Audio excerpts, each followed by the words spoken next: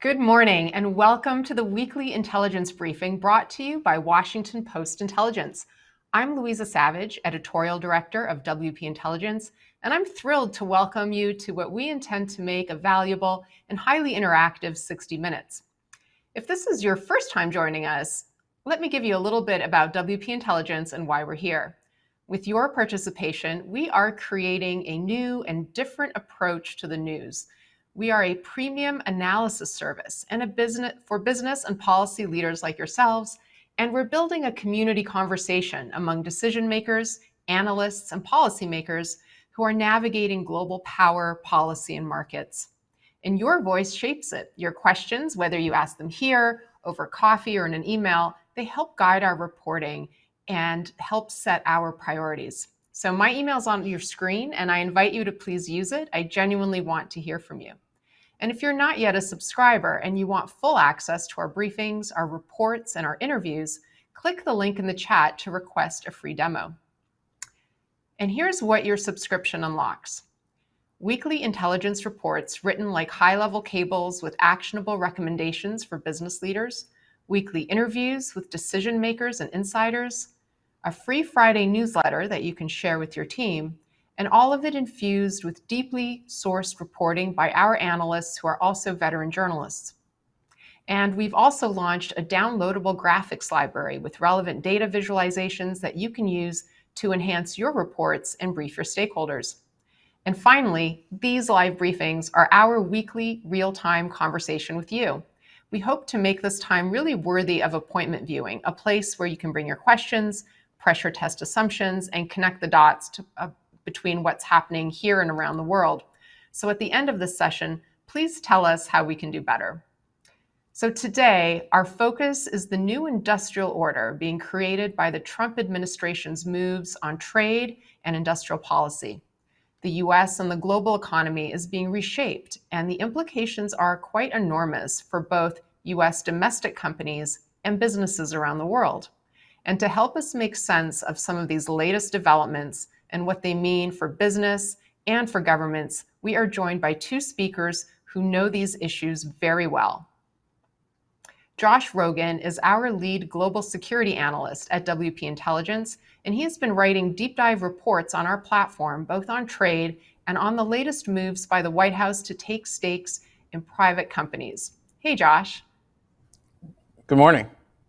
Great to be with you. And we're also very fortunate today to have a special guest, Bill Reinsch, who is a senior advisor at the Center for Strategic and International Studies, a Washington, D.C. think tank. Bill, thank you so much for joining us. Thank you. Honored to be included.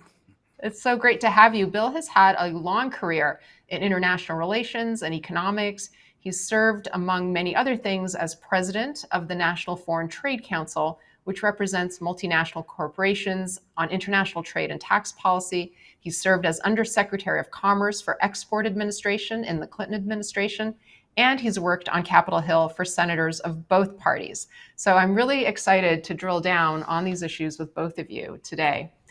And for our audience, here's how we'll organize our conversation. First, we're going to discuss the latest state of play on tariffs and trade, and the latest discord with India, talks with Europe, and what the overall picture looks like. And then we'll dive into the most recent moves by the Trump administration to shift the relationship between government and business by taking direct stakes in private companies. And then we'll tie these themes together and look at how other countries might respond. So I'd like to thank our audience for the questions that you've all sent in ahead of the briefing. We've used them to help shape this conversation. And throughout our hour, I invite you to drop your questions and comments into the Q&A tab, and we'll take relevant questions as we go along. We'll also reserve time toward the end of the briefing for additional questions. So with that, let's dive in. Josh, I'd like to start with you since you've published this detailed report on our platform about the state of the tariff discussions between the US and its major trading partners. And I think it's fair to say that they're no longer really trade negotiations in the sense of trying to reduce trade barriers. They're, in a sense, tariff negotiations, since there's a baseline tariff that's been generally baked in. Talk about your observations from the report and what you're starting to see as we begin to see agreements coming together. Sure. Well, Louisa, basically, if we can think of April 1st as Liberation Day number 1, then we can think of August 7th as Liberation Day number 2. What I mean by that is that there were a set of tariffs that were implemented in April, and now we've got the second set. And the second set is designed to do two things: to recognize those countries that are playing well with the Trump administration by signing preliminary deals or engaging in good faith negotiations, and they get a reprieve, or at least a lower tariff rate than the other set of countries, which are countries that are either not in negotiations or are fighting back or have angered Donald Trump on an unrelated issue in some other way. And those countries are seeing their tariffs go up rather than down compared to April. So what it shows is that not only are we going to have tariff adjustments based on the president's personal calculation of whether our country is being docile or compliant enough to go along with his negotiation tactics, but we're also saying that he's playing these countries off of each other. And by punishing the countries that he doesn't feel are going to respond positively to his scheme against those who do, he's creating competition amongst those markets. And this means that the tariffs are not really just about trade or about onshoring manufacturing, although those are long-term goals that the president believes in. They're really an ongoing leverage system. And they're being primarily used to exert leverage on not just trade, not just tariffs, but on anything the president wants. It could be about Russian oil, it could be about digital censorship as he defines it, or any other issue that's in his head. And that is a situation that is likely to persist well beyond the tariff negotiations themselves. And Josh, you had this great map in your report that kind of shows what's happening to these tariffs around the world. Can you just walk us through the highlights of this map and who's coming ahead with the administration? And is there anything we can learn from their strategy if they're being successful? Yeah, sure. So first of all, you have like the EU, Japan, Korea, the UK. These are countries or entities that have struck preliminary deals. Now, these deals are not final. There's still an element of negotiation to them. But anyway, they did what Trump wanted, is that they had a press conference and said, we agree to make a deal. We're going to pledge often hundreds of billions of dollars of investment, and we'll figure out the details later. And will that hundreds of billions of dollars of investment materialize? Will the actual market access materialize? We don't know. But anyway, those are the countries that are in the good graces of the administration. Then you have the other countries who are either refusing to negotiate or retaliating, especially India, Canada, and Brazil, who have now seen increased tariffs because President Trump is angry at them. Now, again, not just over trade issues. And then you have a third level, which are countries right in the middle. And here I'm looking specifically at China and Mexico. These are countries that have not yet gotten to that preliminary deal yet, but the administration believes that they're engaged in a process that will result in a deal. So they don't want to punish them too much or favor them too much. So they're right in the middle. They've been given tariff rates that are not the highest and not the lowest. So that's a recognition that China negotiations are ongoing, the Mexican negotiations are ongoing, and in the opinion of the administration, bearing some fruit. And it's also an incentive for those countries to continue on those paths in the eyes of the president, who is still trying to keep some of the tariff pressure as leverage, but at the same time delaying the actual threats of radical tariffs on countries like China in order to keep the negotiations alive. Mm-hmm. Bill, you're quoted in Josh's report, and you say there that this is going to be a permanent negotiation. This will go on forever. Can you explain what you mean by that? Yeah, well, it dates me. It reminds me of the movie The Never-Ending Story. It just goes on and on and on. I think Josh has put his finger on what's going on. I put the countries in kind of different categories. My three are countries with which we have an agreement, countries with which we're still negotiating, which really are Canada, Mexico, China, and India, and then countries that just got a number, but some of whom are unhappy with their number, Switzerland being a good example, and are going to come back in to see if they can restart talks. But for all three, if you're going to give a grade, it's incomplete. In the case of the agreements, keeping in mind, there's only a couple where there's a text, the UK and maybe the EU. There are what we've discovered, first of all, is that the countries that have reached agreements, their leaders don't always agree with Trump's description of what they agreed to. It's got good example is Indonesia. A good example is the EU, where they think they're getting a tariff rate quota on steel. Maybe they will, maybe they won't, but Trump hasn't confirmed or denied that. The UK, same thing. In addition, in all those agreements, basically they kick the can on a lot of issues. A lot of the texts that we've seen says we commit to a further discussion about pharmaceuticals. We commit to a further discussion about digital trade regulation. So a lot of things are punted into the future, which means more negotiations. And then, of course, for the countries where we're still negotiating, that's obvious. We're still negotiating. And I think what we're seeing in part, and India is a good example, is the weaponization of trade. I mean, this started out as an economic thing in the Liberation Day #1, to use Josh's nomenclature. It was all about righting the ship, getting the U.S. as a victim, and we were going to get even, basically, and remake the trading system to our advantage. Lately, Brazil, India being the best examples, it's weaponizing trade, which is ironically a tactic the Chinese have mastered. And then the third group, Switzerland being the best one, that got 39%, they're going to come in and try again. And what Trump has said is, he's not looking for more negotiations, but he's open to discussion. So other countries are going to come back in. This is going to go on for a very long time because, if you are a trade negotiator, the essence of them is in the fine print.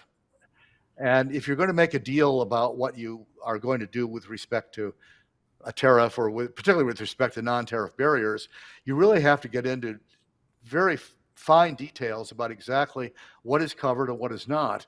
And what they've done so far doesn't do that. So we're heading for more negotiation, and we'll also head for litigation. Somebody's going to import I'm going to ask you about the legal pieces in a moment. Yeah. But do you think it's politically useful to have these negotiations go on? And Josh used the idea of having this permanent leverage that extends to many areas of international relations, not just counter tariffs from these countries, but it's just something like a cudgel to be used. Well, it's bad for business because it creates maximum uncertainty. And, as you pointed out, I represented big companies for a long time. And what they really want is certainty. They can adjust. They can create a new equilibrium. If their supply chain gets disrupted, they can find a workaround. But they need to know what's going on. And if you don't know what the tariff is going to be next week or next month or in 2 months, or if you don't know that, maybe it's going to double because he gets mad at the other country about something, you can't plan.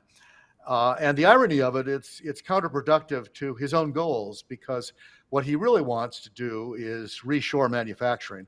And that means bringing investment here. Mm-hmm. And if you're telling companies, you need to invest in the United States, they're not going to do that until they know what the economic conditions are going to be. And right now they don't know. And the longer this goes on, the more they're just going to hold on to their money. Well, there is a question that came up in our last week's briefing, and a version of it was sent in this week, which says economic studies often show tariffs are harmful to growth, yet they remain central to U.S. policy. Is there any new evidence suggesting tariffs are beneficial in today's global economy? And I guess I would also add a nuance to that question. We know that uncertainty about tariffs is harmful, but are tariffs in themselves, if we had a certain level of tariff that was the new normal, are there benefits to that, or is it unequivocally harmful to the economy in your view? I think the research suggests that they're beneficial to the companies that are protected by them. So, is the U.S. steel industry doing better because of steel tariffs? Yes. Are the people downstream that use steel in their products doing better? No. So, if you want to, it's classic picking winners and losers. Yes, there will be winners with tariffs, but there are also losers in terms of the people that whose products have become more expensive. I mean, the fundamental axiom of trade, if you will, is that the gains of free trade are diffuse and long term. Your T-shirt is $12.99 rather than $15.99, so you may or may not notice. The losses of trade tend to be short term and specific. The factory closes, a lot of people lose their jobs because it moved to Mexico or China. Those people blame imports or they blame the foreigners. Trump appeals to them. Will the tariff save their jobs? In the short run, maybe. In the long run, probably not. But it's an appealing argument for the people that are the victims, and for the larger community of people that buy stuff. They may not notice. Brazilian tariffs on 50%. So that means, I actually looked into this with a forecaster. So your latte is going to go from $5.99 to $6.49 if the full tariff is passed on, because of the $5.99 only $1 is coffee. The rest of it is other things. So are you going to notice? Maybe not. So it helps some, hurts a lot more, but they may not be paying attention. Yeah. Josh, going back to the big picture, you had another report recently, and this one was about India. And you talked about the recent U.S.-India trade frictions. You called it a personal dispute with global implications. Can you sort of walk us through what was the personal part and what are the implications? Sure. So one of the main anecdotes that you hear repeatedly from foreign diplomats is that they negotiate terms with the Trump administration officials like Howard Lutnick, the Commerce Secretary, or U.S. Trade Representative Jamieson Greer. And then once those terms get to the president, he unilaterally decides that they're not good enough, and he says no, and then you have to start over again. This happened with the Koreans, it happened with the Japanese, and it happened with the Indians, according to my reporting, multiple times. So in that context, the only deal that can really be made that anyone can believe in is between the two leaders themselves. And one would have thought that Prime Minister Modi and President Trump would be the perfect pair for this because of their long friendship and association during Trump's first term. But then something unexpected happened. After Pakistan and India traded missiles for a few days, the Trump administration and President Trump himself claimed credit for diffusing the crisis. And this was problematic for the Indian government in two ways. One, because it wasn't necessarily true, and two, because they are very dead set against establishing any precedent where the United States is a mediator in their conflict with Pakistan. And it made Modi lose face, and he reacted, I would say, badly. And what ended up happening was on June 17th, he called Trump and basically berated him for taking credit and asked him to disabuse the public of that notion. And Trump took that very badly. So these two sort of populist, strongmen, nationalist leaders who were best friends now are at loggerheads. They just don't like each other. Neither of them wants to back down, and the trade negotiations are suffering as a result. And that's how things work these days. If the two leaders don't get along, there's no trade negotiations. And after that phone call is exactly when President Trump announced that he would double the tariffs on India from 25 to 50%, covering approximately 55% of the $100 billion of Indian exports to the United States each year, based on his criticism that they're taking Russian oil. But that criticism is, let's say, suspect at best, because the Trump administration is not punishing any other countries that are buying Russian oil, such as China, which buys more Russian oil than India. So it stands to reason that a big part of this is just that he's angry at Modi, and that's what my reporting also shows. And there's no clear solution for that. So now we have 50% tariffs on India, and the trade negotiations are still ongoing. They're still talking, but without some sort of reconciliation between these two particular men, Modi and Trump, nobody inside the system thinks that it can be resolved, and nobody sees what's going to bring either one of those men to cry uncle. Yeah, and what was so interesting is, for the moment, I believe they exempted pharmaceuticals, right, from those tariffs, Right. but that's not necessarily guaranteed to continue. And we actually, for those who are interested, we have an interview this week with the head of the association representing generic drug makers, and about how they are, preparing for the worst, and how they're basically using this to ask for more government price setting and supports for pharmaceutical drugs. So it just shows you the ripple effects of the government involvement in the economy once you start changing the playing field. Bill, I wanted to ask you just briefly, we've talked a little bit about Europe, but what about the USMCA? What do you think? Trump, he negotiated that deal. He thought it was a great deal. What is he looking for going forward from Canada and Mexico in this new renegotiation? Well, it's a little bit of a mystery. I think part of it, in the history of it, it reflects in part what Josh was saying about India. He didn't get along with Trudeau, and in the beginning, a lot of this was about Trudeau. Trudeau's gone, and so he's starting over with Carney. That's been a bit rocky, but not as bad as it was with Trudeau. He seems to be getting along with President Sheinbaum fairly well. I think I would say she's played him very effectively, frankly. If there's an objective there, I think the main objective, the trade objective for Trump, is to prevent both countries from becoming a backdoor to Chinese imports.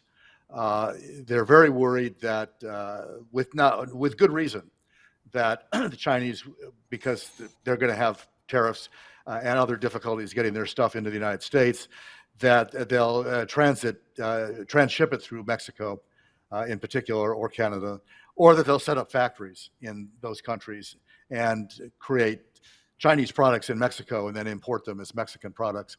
He's trying to put a stop to that. That's not exactly on the table right now, although if you noticed earlier this week, Mexicans are indicating that they're on the verge of raising tariffs on imports from China coming into their country, which is a reflection, I think, of this particular issue. They'll get to it when they review and renegotiate the USMCA agreement. That'll probably start late this fall.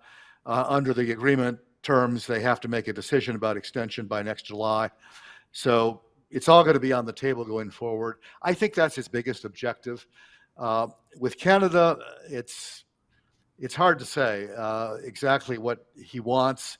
I think he's acutely aware that we probably have more leverage with them than anybody else, because so much of their trade comes south across our borders. He is so far not seemed to appreciate the extent that they are a prime supplier of critical minerals. And when he says we don't need anything they sell us, he's flat out wrong about that. We need a lot of things they sell us, beginning with minerals. Mm-hmm. So that's going to play out. Probably, the 35% will go away eventually. If, Josh talked about the actual impact on India. The actual impact on Canada is less because, there's an exception for stuff that is compliant with the USMCA agreement. I would say right now that's probably more than 80% of their imports because there's been a big rush to fill out the paperwork to comply. The Bank of Nova Scotia did a study that said the effective tariff rate on Canadian stuff on average is 7%. So it's not having as big an impact as you might think, but it's still not helpful, and it's been particularly harmful to steel and autos. Sure. And certainly to the investment climate. Josh, you look like you want to weigh in, and then I want to move to the legal issues here. Yeah, I think what unites these two issues is that these exemptions are really key, because in the case of India, semiconductors and pharmaceuticals are exempted from the tariffs as of now, but that's not and cell going phones. To stay. And electronics, but that's not going to stay the case because the Trump administration is planning to roll out sectoral sanctions on semiconductors and pharmaceuticals. So they could face 100%, even 250% tariffs that apply to countries worldwide. And the issue there is that countries can get exemptions from these sectoral tariffs, but only in the context of a larger trade deal. So if India can't strike a larger trade deal, then they can't get exemptions from the coming sectoral tariffs on semiconductors and pharmaceuticals. And so that's the problem that India has, is that neither side really wants to see generic drugs from India go up 250% for American consumers. But if the larger trade battle can't be resolved, then that's exactly what might happen. Bill, we have a question coming in from the audience about steel. Can you speak to the administration's approach? Well, I did a column about this a long time ago where I referenced for country western fans, the Ronnie Millsap song, Lost in the 50s Tonight. And I think that kind of characterizes Trump. He's a big fan of old manufacturing, heavy metal stuff, steel, automobiles, machinery. His vision of America dates from the 50s and 60s. He wants to protect the steel industry. To be fair, so did Biden. And one of the reasons is the core of the industries we're talking about are in the states that have decided the last several elections. Pennsylvania, Ohio, Michigan, Wisconsin. These are all key states for those industries. So part of it's political. Part of it is just a belief that we need to have that capability in a major way in this country, and he just wants to protect them. The irony of what he's doing is that, and the new thing he's doing compared to Trump 1.0, is that he's covering downstream products with tariffs. So, it's not just steel, it's things that are made out of steel, including knitting needles, which struck me as odd because the theory of that particular tariff is the imports are a national security threat. So apparently, imported knitting needles constitute a national security threat, along with bulldozer parts and a variety of other things that I don't think constitute a security threat. So basically, it's protection. If you make knitting needles in the United States, though, you're home free. Your competition's getting charged 50%. Well, you raised the legal sort of grounds for this, which was my next question. I mean, these tariff rates exist because the president is claiming sweeping emergency authority under the International Emergency Economic Powers Act. But in May, the Court of International Trade ruled that he'd overreached, but the court allowed the duties to continue while an appeal is pending. So if a federal court or ultimately the Supreme Court yanks that authority, is every negotiation suddenly in limbo? And, what is the timeline for this? And for both of you, how should companies be navigating this? Right. Well, I think Go ahead. I'm sorry. Go ahead, Josh, and then we'll go to Bill. Yeah. So the Court of Appeals, from my sourcing, is likely to concur with the lower court in saying that the president does not have what he's essentially claiming is unlimited tariff power and the unlimited ability to declare an emergency no matter what he thinks that means, and then use tariffs based on that emergency power.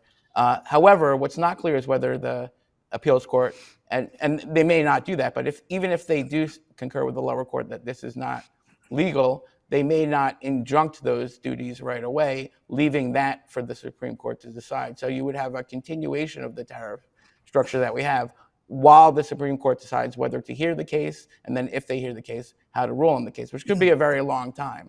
On the other hand, if the appeals court actually decides to do away with the duties at the moment it declares them illegal, at that point, all the reciprocal tariffs go away, which are the 10% everywhere, and the administration is left with only the sectoral tariffs under Section 232, and then country-specific tariffs based on Section 301. And those are different powers with different constraints and different laws that apply to them. And what I'm reporting is that inside the administration, they're already preparing very busily for that exact scenario by readying many types of Section 232 and 301 tariffs on lots and lots of things, like lumber, pharmaceuticals, semiconductors, lots and lots of stuff. And then the country-specific tariffs, the 301 tariffs, we already see investigations related to China, Brazil, and others. So even if they lose the power, they're not going to stop. It will put all these deals into question. The negotiations will be put in. Even the deals that were signed, or at least agreed to but not signed, now have to be renegotiated because the reciprocal tariffs won't exist. But that won't change the administration's core approach, which is to use the tariffs as leverage to get everything that they think they can get. They're just going to have to do it with a bunch of different tools. And like I said, they're ready and preparing to do that. Bill, did you want to add to that before we move to our next topic? Yeah. I think Josh is right about what's going on. Certainly, what the administration is thinking.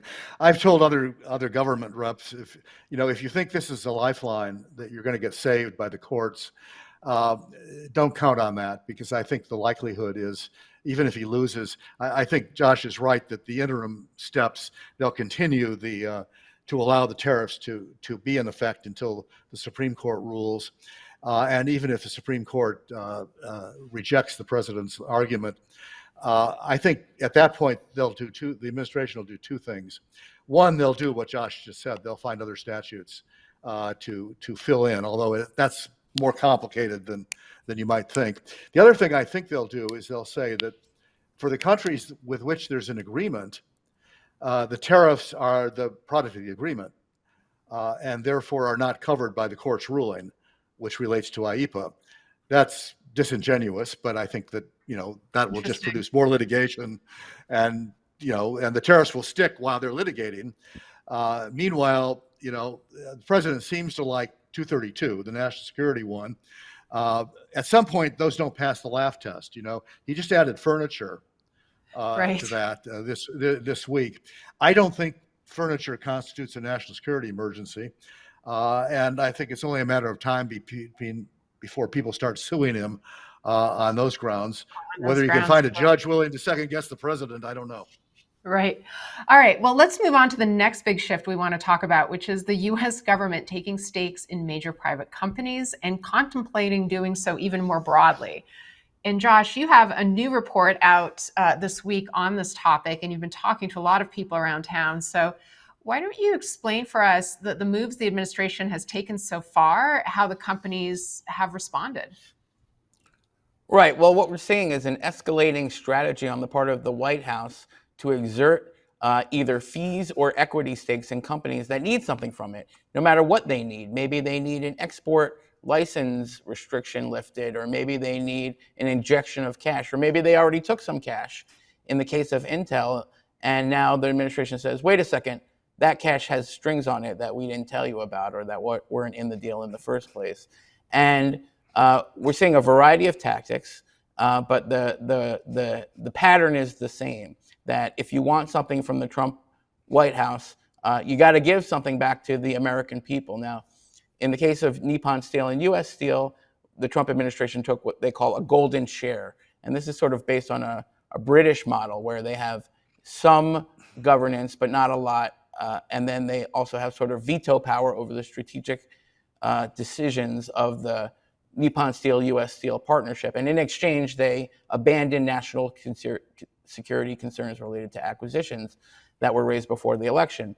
In the case of NVIDIA, they charge an export fee to get rid of national security-related export restrictions. Now, that is widely considered to be unconstitutional. We're not supposed to have export fees for the government. But anyway, as we mentioned before, if nobody sues, then there's no court that can really address it. And since NVIDIA made that deal willingly, or at least at the point of a threat, so somewhat willingly, they're not likely to sue because they struck the deal. And now with Intel, it's a third iteration where they're taking a direct equity stake, about 10% in the company, in exchange for a couple of $1 billion the government already gave Intel through the CHIPS Act, which is supposed to encourage Intel to build domestic manufacturing for semiconductors inside the United States, a few $1 billion that we promised but didn't give Intel yet, and then a couple extra $1 billion of government contracts that were already promised.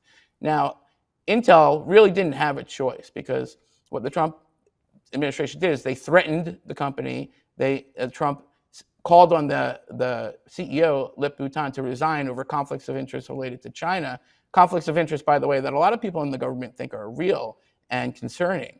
But Trump was willing to get rid of, or at least ignore, those conflicts once the deal was struck. And then, Intel, now they have an incentive to work with the government, and hopefully the partnership will result in them having more success in building their manufacturing here in the United States, and also the government can get them customers for their fabs, so that we can have at least one U.S. company that can produce semiconductors. And it's something of a bailout. It's something like a bailout. But the problem is that in past bailouts all throughout history, those have been temporary instances where the government took equity in a company until they got repaid or until the bailout was over, more or less. And that's not the case this time. Now the Trump administration wants to keep the equity and put it into some fund, what White House National Economic Council Director Kevin Hassett calls a sovereign wealth fund, what Commerce Secretary Howard Lutnick calls a national and economic security fund. But they're all talking about the same thing. Now the executive branch essentially is going to start taking the assets it holds and the assets it's acquiring and then deploy them for national security purposes, for profit-making purposes, to get a return. We don't really know. Maybe a mix of all those things. And that's a whole new endeavor for the US government that is riddled with complications and risks and details to be named later. And that's what we're seeing. We're seeing lots of different types of deals, but all directed towards extracting wealth and equity from private corporations to give them to the executive branch, in this case, President Trump, to do as he pleases. And that's a whole new playing field that has implications for every business. Yeah, absolutely. And what was so fascinating was that Commerce Secretary Howard Lutnick said on CNBC that there is, and I love this, he called it a, quote, monstrous discussion, not just a discussion, it's a monstrous discussion about taking a stake in many more companies. And I think we can watch and hear what he said. I mean, Lockheed Martin makes 97% of their revenue from the U.S. government. They are basically an arm of the U.S. government. And later on, he said that Pete Hegseth, the defense secretary, and the deputy defense secretary, among others, are already talking about the economics of such an arrangement. He says they're on it, they're thinking about it. How seriously do the two of you take this, and what are other companies likely to be on this target list? Yeah, I think you'd have to take it very seriously if you're Lockheed Martin and the Commerce Secretary just threatened to take part of your business from you, because Lockheed Martin doesn't need a bailout, and they're not taking free cash from the government. They're on contracts that were negotiated and are legally binding. So they would have a more actionable basis to challenge such a move if it occurs and if they wish to challenge it. But the way that this works is if you challenge it, the punishment goes up. And if you don't challenge it, the punishment goes down. And that's the nature of kind of like this leverage play that they're making. So it's not just defense contractors, patents, any research institution that receives government funding, the Trump administration might want a piece of your patent. That has huge implications, not just for those companies, but for research, writ large. And then you could look at any sort of university, any sort of entity that receives federal government money for any reason is now going to get strong-armed for equity or cash or both. And the implications of that are really unfathomable because there really are no limits until people start suing. And then once people start suing, we'll sort of see where the edges are. Bill, do you want to weigh in on how you see this shaping up? Yeah, I've had mixed feelings about it as it's unfolded. I kind of have looked at it in historical terms. It's not really a new concept. It's being taken to an extreme now, and it has a lot of risks, including some I think that Josh didn't mention, which I'll get to. But, Alexander Hamilton wrote about this, the idea of devoting government resources to achieve national economic objectives really started in the Lincoln administration. With the Morrill Act, which set up land-grant colleges. Later on in the 19th century, the Homestead Act. The 19th century was about agriculture, but it was about creating what became really the most efficient agricultural sector in the world. Later on, it moved more into national security. The government funded the invention and development of wireless communication after World War I. Think about the aerospace industry in the 50s and 60s, prompted in part by Sputnik. Think about the internet, which was really begun by DARPA in the Defense Department. There's been a lot of government activity, mostly benign funding of basic or fundamental research, which then has produced defense-related and security-related products, but also, as the internet being a good example, spin-offs into the civilian economy. It's been an enormously productive way to do it. The government has not historically taken over or taken shares in specific companies.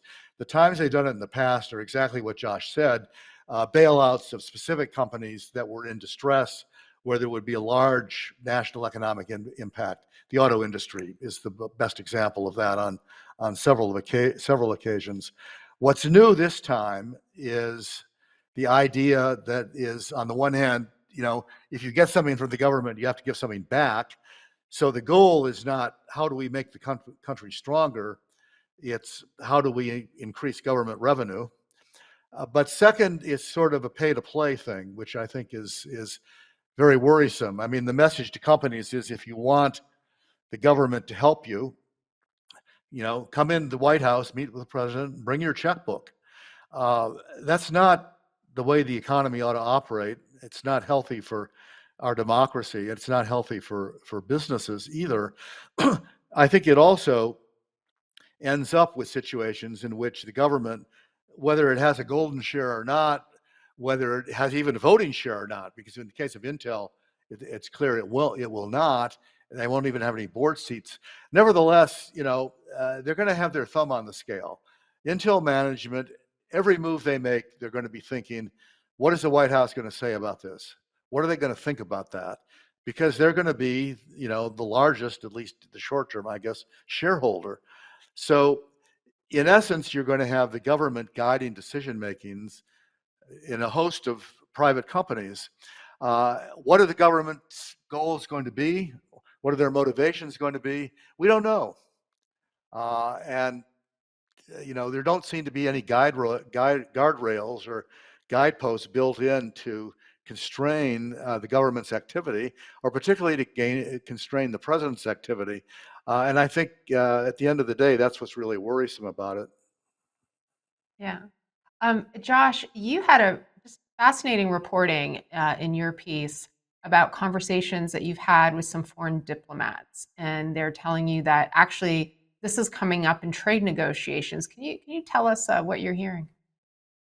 Sure. Diplomats from two different countries told me the same story, which is simply that their negotiations with Commerce Secretary Howard Lutnick are stuck on a really important and intractable issue, which is that Lutnick is insisting inside of these negotiations that when a country pledges $300 billion, $400 billion, $500 billion of investment in the United States, that investment be delivered in cash by the government itself. And the governments of these foreign countries, A, don't want to do that, B, can't do that, because many of them don't have their own sovereign wealth funds. They're not set up for that. And what they envision is the government helps facilitate loans and other financial mechanisms that go to their corporations to invest in the United States in those big numbers, but not that they give over $500 billion of cash, because that's unprecedented and they can't even do it. And so what do you do with that? If the president wants $500 billion of cash that you can't give him, that's a pretty tough thing to get through. And what Howard Lutnick said about Japan and South Korea specifically this week is that that's some of the money that will go into this fund that we've been talking about for the president to deploy. He calls it a national security and economic security fund.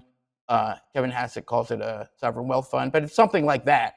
And you could imagine if they did get, let's say, hundreds of billions of dollars or $1 trillion in cash, that's a separate budget that the president can use. He doesn't have to go to Congress. There's no oversight that we're aware of. It's not the sovereign wealth fund model that the Biden administration actually set up under Jake Sullivan and Dalip Singh toward the end of its tenure, which was supposed to go through Congress and have governance and independence and due diligence and accountability and oversight and that kind of thing. Nobody thinks Trump's going to go that way. They think this is going to be $100 billions piggy bank for him to do with what he pleases. And some will go to national security priorities like shipbuilding and critical minerals.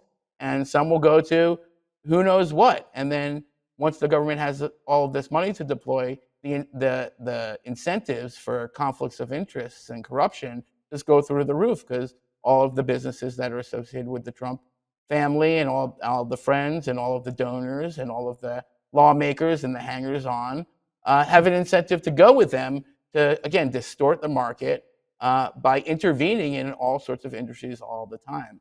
And the only problem from the Trump perspective is that they can't get this done because the way that they're planning to fund it through hundreds of billions of dollars of donations from foreign governments can't happen because those foreign governments can't do it. And that they don't seem to either believe that or realize that. I'm not sure which. Interesting. We have an audience question on this point that maybe I'll throw to you, Bill. If the US government is taking equity stakes in US multinational corporations, what types of reactions might be expected from other countries where these corporations do business? As one example, if a country has a dispute of some kind with the US, could we expect companies with US government equity to be targeted for leverage? Yes, I think you'd expect other governments to be concerned about it. It also raises the question if there's a negotiation with a company for something they may or may not be willing to do elsewhere, is that really a negotiation with the U.S. government, or is it going to be a negotiation with the company? The company presumably has an economic motivation. The motivation of the United States government in that case might not be particularly clear. So yeah, I think there's a lot of uncertainty. This is a giant slush fund, and it's Josh is right. There's not any right now anyway guardrails about it or guidance about how it's going to be monitored.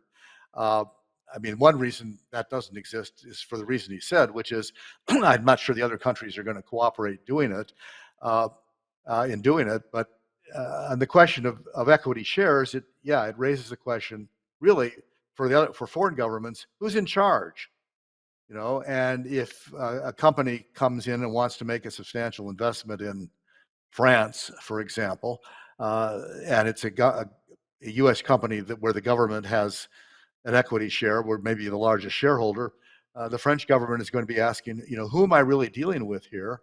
And what is the possibility that at some future point, because the U.S. government has equity in the company, they at some point may pull the plug on the investment, or they may tell the company, you can't do this or you can't do that in France for reasons of state. I think it's going to be a deterrent on outbound foreign investment. I'm not sure that Trump would care about that because I think he wants the investment to stay in the United States, but that would be the result. Mm-hmm. And I just want to encourage our audience members to send in their questions so we make sure that we get to them before we close. But Bill, when Letnick made those remarks about Lockheed, the Lockheed stock went up. Are these stakes good for these companies, and what are the risks for their shareholders, for their competitors? Well, Lockheed's kind of a special case because they're basically a defense company and they do most of their business with the government.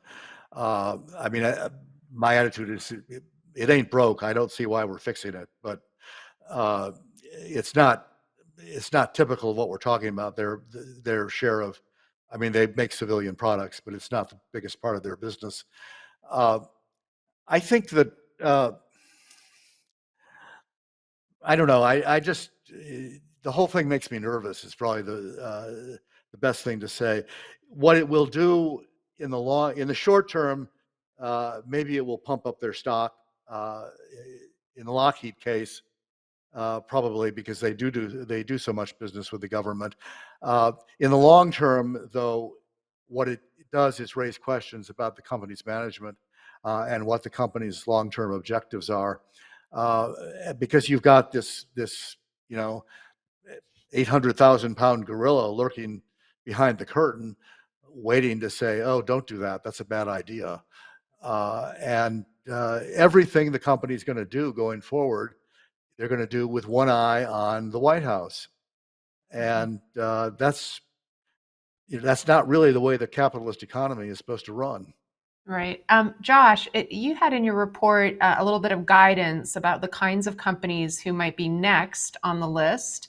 And you also talked to a lot of people around town and kind of amassed some wisdom about how companies might think about navigating the situation, whether they are open or interested in having a stake, selling a stake to the government, or whether it's something they really want to avoid. So why don't you walk us through some of that reporting? It was really interesting. Right. Well, first of all, I totally agree with Bill that once the government takes a stake in a company, all of a sudden the U.S. government has an interest in its stock price going high. And so, of course, the stock guys on Wall Street are going to be like, oh, great, the stock's going to go up. But that's not the same thing as doing what's best for the company or for the industry in the long run. And so that kind of short-termism is part of the risk of not having a fund and a system that's organized and clear and predictable and sustainable with accountability and oversight. So that stock price is going to go up. But what happens if Trump changes his mind and the CEO of Lockheed Martin says something that he doesn't like, and all of a sudden he does a 180, which happens all the time? Then the stock prices could go all the way down. And that kind of volatility and risk is something that I think investors and executives have to consider. Now, when it comes to who's next, I think what everyone's looking at is all the other companies that receive money from the CHIPS Act, because Trump hates the CHIPS Act because he thinks it's a giveaway, even though Congress passed the law on a bipartisan basis. President Biden signed it, and for that's enough for Trump. That's enough for him to hate it. So he wants to use all of that funding for his own purposes. And so you look at those other companies that receive CHIPS Act money, they've got to be, making some contingency plans right now. And those it includes Taiwan's TSMC. It includes the Abu Dhabi-backed firm Global Foundries, and you would have to. Each of those companies has a different play, and in those plays, you can see guidance for how other countries and companies might react. In other words, for Samsung, they're going to try to find protection in the trade negotiations of their government, because the South Korean government and Samsung are as close as Mao Zedong would say, as lips and teeth. So they're going to approach the Trump administration together and try to get Samsung out from under the pressure in the context of the deal. That's why the Samsung CEO was with the South Korean president this week when he came to the Oval Office, because they think their best play is to get themselves as close to the government as possible and let the government use its own bargaining leverage to save Samsung as part of a larger deal. TSMC might have a very different play, because if Trump comes for a piece of TSMC, they're so big and so profitable that they can just take the CHIPS money and be like, you know what, forget it. We'll give it back even. You want all the CHIPS money back? And they're building all of these plants and manufacturing facilities in Arizona, again, to try to get out from under the pressure and to try to make us happy. But if we push them too hard, maybe they'll just stop that as well. Those plants are not really that profitable for TSMC. And then if you look at Global Foundries, they have a separate approach, which is more in line with making pledges up front.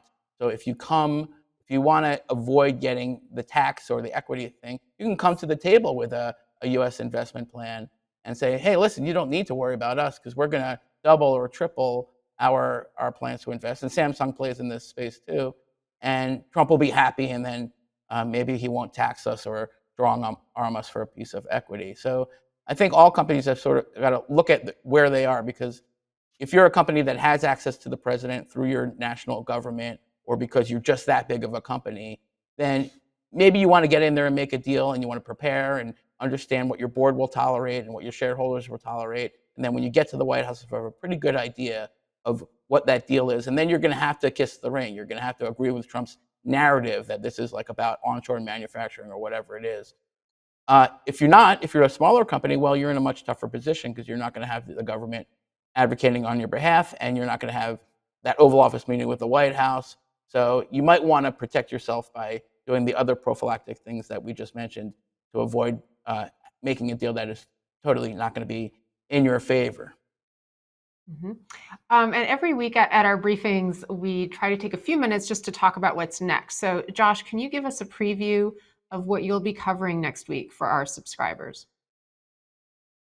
Sure. Along with our crack researcher, Kendrick Frankel, I'm looking into how the Trump administration is approaching the U.S.-China capital markets. And what we have here is a situation where there's a bipartisan push to restrict U.S. outbound investment into China in critical sectors, based on some Biden administration policies around AI, quantum, and semiconductors, and then congressional initiatives to expand those restrictions to areas like pharmaceuticals and biotech, for example, and energy. And so that's a lot of things that Americans could be restricted from investing in China, under the theory that we shouldn't have American investors, especially passive investors, funding the Chinese Communist Party's machine that's aimed against us in key industries, because that's crazy, because that's the way that we actually lose our industry, is by funding our biggest competitor and adversary.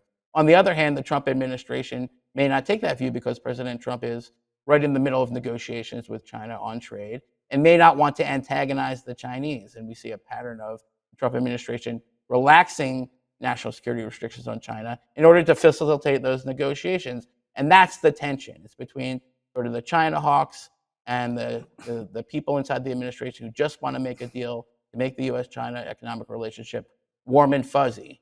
And that has huge implications for the markets and for all of these industries that I just mentioned. So watch this space. Yeah, absolutely. And Bill, what are you working on, or what should people be following in the next week or weeks ahead? Well, the last thing that Josh mentioned, I think, is particularly important. Trump seems obsessed with getting a one-on-one meeting with Xi Jinping.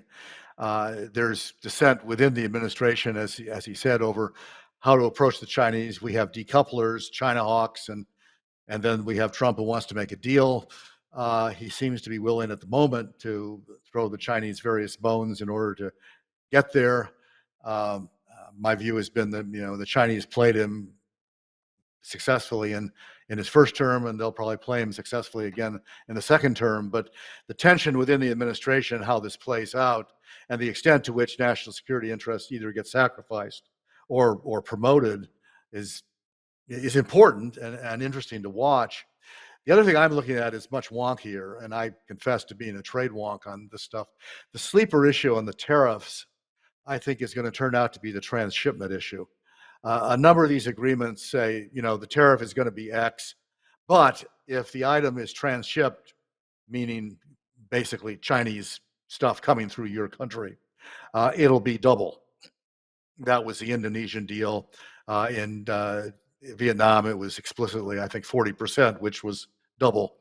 That the term transshipment covers a whole bunch of things, some of which are benign, and some of which are customs fraud. You ship the steel slab from China to Vietnam, you stamp "made in Vietnam" on it, and then ship it off to the United States. That's customs fraud. That's illegal. But there's a whole bunch of gradations in between. They do some work in the second country before it comes to the United States. When does it become a product of Vietnam and not a product of China on its way to the United States? When you've got differential tariffs all over the world, it's an enormous incentive to do tariff arbitrage, and move enough manufacturing to a country with a low tariff to bring it in here legitimately as a product of that country. You're going to see a lot of rearrangement of supply chains as countries scramble around to find the lowest tariff area. It's going to be very interesting to watch. Absolutely. And one question kind of related a little bit to the sovereign wealth fund discussion that came in from the audience, basically asking if these investments are meant to be made in cash, and you have all these companies around the world trying to buy US dollars to make these investments, will that put upward pressure on the US dollar, which is something that Trump has been trying to reduce the value of the dollar to help US exporters? You got a good question, a smart questioner there. My answer would be yes. Interesting. My And answer would be last no. audience, and last question before we have a few final remarks. We've had a couple of versions of this question throughout the day, and I wonder what you're hearing, Josh. Basically, people are asking, what's up with Republicans? I thought the Republican Party was in favor of capitalism. Isn't government taking stakes in companies anti-capitalist? What are you seeing in terms of Republican reaction to these moves? Right. No, I think the questioner is 100% correct. These are traditionally ideas that came from the left. And what we've seen since President Trump announced the Intel deal are criticisms from people like Vice President Mike Pence, Ambassador Nikki Haley, and Senator Tom Tillis. And what unites those three Republicans is that they're all either out or on their way out. And this represents the old Republican Party that Trump has now taken over and summarily replaced. So Definitely a conversation to watch for sure among those Republicans. And I'm sorry to bring it to a close. We're at time, but I'd like to thank you so much, Josh and Bill, for your many insights, and thank you all for joining us. Please subscribe to our Friday newsletter at wapo.sd/intelligence. You can request a demo of our platform where you can access many of Josh's reports and many other reports and content by clicking the link on your screen. And please block your calendar for Fridays at 11 a.m. Eastern. It's our regular intelligence briefing slot. And next week, I'll be joined by our lead technology and AI analyst, Jason Dean, to talk about AI and the demand for energy. We'll talk about how AI is driving huge strain on the energy system and how policymakers are responding. But we'll also dive into a report that Jason is preparing on new initiatives to actually reduce the energy footprint of AI. And in the meantime, we will send you a link to a recording of this briefing, and we'll also send you a very short post-briefing survey. Please respond to it. Your input really shapes how we are proceeding and what we'll do next. And until then, please stay in touch. If you've seen something this week that surprised you, that challenged you, or made you think, please send it my way. And have a wonderful long weekend, and we will see you next Friday.